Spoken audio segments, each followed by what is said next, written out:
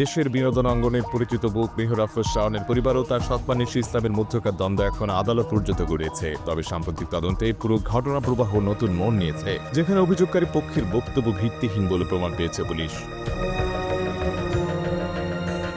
জানা যায়, মাহিন আফরোজ সিনজন শাওনের বোন 2024 সালের এপ্রিলে একটি মামলা দায়ের করেন, যেখানে নিশি ইসলাম ও তার সাবেক স্বামী আল মাহফুজ খানের বিরুদ্ধে অভিযোগ তোলা হয়। তারা সিনজনের পিতা ইঞ্জিনিয়ার মোহাম্মদ আলীকে মিথ্যা পরিচয়ে প্রতারিত করে জোর করে বিয়ে করেন এবং আর্থিকভাবে চাঁদা আদায় করেন।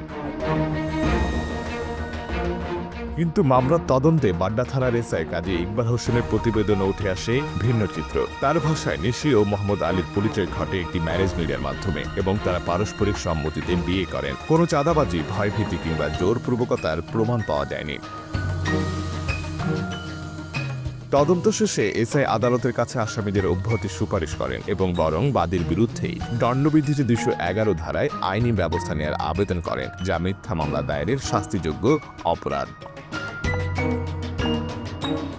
এই পরিস্থিতিতে নিশি ইসলাম পাল্টা পদক্ষেপ হিসেবে 13 মার্চ শাওন সহ 12 জনের বিরুদ্ধে হত্যা চেষ্টা ও মারধরের মামলা দায়ের করেন। এই মামলায় গ্রেফতারি পরোয়ানা ও দেশ ত্যাগে নিষেধাজ্ঞা জারি করা হয়েছে বেশ কয়েকজনের বিরুদ্ধে। আদালত 1 জুলাই শুনানির তারিখ নির্ধারণ করেছে।